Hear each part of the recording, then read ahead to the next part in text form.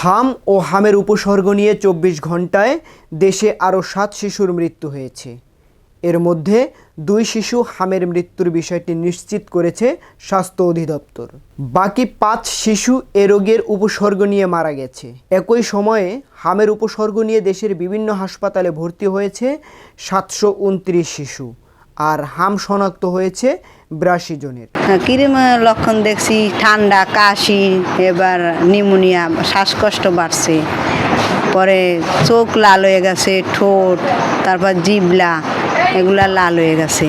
তারপর আমরা অন্য ডাক্তার দেখাইছি, দেখায় ওষুধ খাওয়াইছি, খাওয়ানোর পর আবার এরপর দিনই আবার দেখি কি গায়ে বিছি বিছি উঠে গেছে।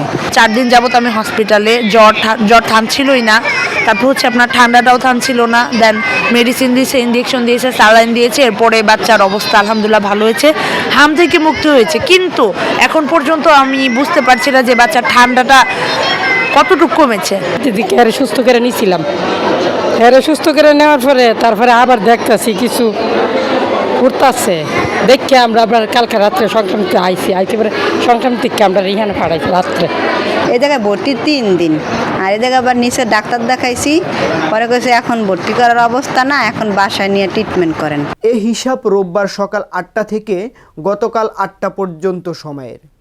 এ ২৪ ঘন্টায় হামের যে ২ শিশুর মৃত্যু হয়েছে তারা ঢাকা বিভাগের, আর হামের উপসর্গ নিয়ে মৃত্যু হওয়া ৫ শিশু ৪ জন ঢাকা বিভাগের ও ১ জন রাজশাহীর। এ সময়ে সর্বোচ্চ ৭৬ জনের হাম শনাক্ত হয় ঢাকা বিভাগে, ৪ জনের শনাক্ত হয়েছে রাজশাহী বিভাগে এবং চট্টগ্রাম শনাক্ত রোগীর সংখ্যা ২।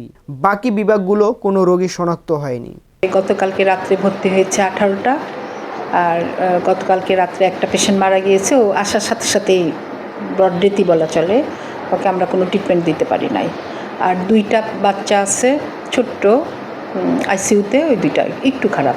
এখন পর্যন্ত আমাদের হসপিটালে মারা গিয়েছে 28 জন, মানে সন্দেহজনক হাম রোগী, কনফার্ম অনেকগুলি হয় নাই, কারণ ভর্তি হওয়ার সাথে সাথে বা স্যাম্পল নেওয়ার আগেই হয়তো মারা গিয়েছে। সুস্থ হয়ে বাড়ি গিয়েছে 634 জন। স্বাস্থ্য অধিদপ্তর বলছে ২৪ ঘন্টায় সারা দেশে হামের উপসর্গ দেখা গেছে ১৩৭১ জনের মধ্যে। এর মধ্যে ৬১৫ জনই ঢাকা বিভাগের।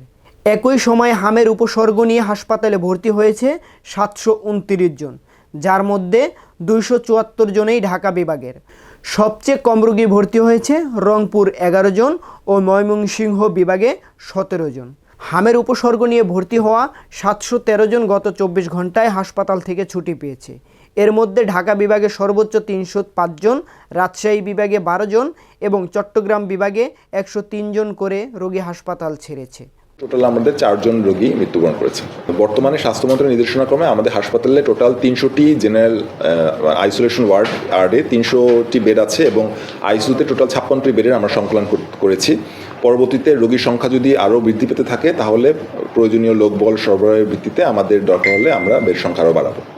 আমাদের হাসপাতালে টোটাল ৭১৩ জন হাম উপসর্গযুক্ত রোগীকে ভর্তি রেখে চিকিৎসা দেওয়া হয়েছে এবং বর্তমানে আজকে সকালে পর্যন্ত আমাদের হাসপাতালে ২৯০ জন হাম আক্রান্ত রোগী ভর্তি আছেন। এদের মাঝে ৪৮ জন ক্রিটিক্যাল অবস্থায় আইসিইউতে ভর্তি আছেন। গত ২৪ ঘন্টায় ৬৪ জন নতুন হামের উপসর্গযুক্ত রোগী আমাদের এখানে ভর্তি হয়েছেন এবং ৫০ জন রোগী সুস্থ হয়ে বাড়ি ফিরে গেছেন। স্বাস্থ্য অধিদপ্তরের প্রতিবেদন দেওয়া তথ্য অনুযায়ী গত ১৫ই মার্চ থেকে এ পর্যন্ত হামে মোট ৩০ শিশুর মৃত্যু হয়েছে। তবে এ সময় এ রোগে উপসর্গ নিয়ে মৃত্যু হয়েছে ১৫৬ শিশুর। এছাড়া হামের উপসর্গ নিয়ে আসা ১৭,০২৪ জনের মধ্যে হাসপাতালে ভর্তি হয় ১০,৯৫৪ জন। তাদের মধ্যে ২,৭২১ জনের হাম শনাক্ত হয়েছে, আর সুস্থ হয়ে হাসপাতাল থেকে বাসায় ফিরেছে ৮,৩৬৯ জন। সুস্থ পর্যায়ে আছে, ৮৩ জন হয়েছে।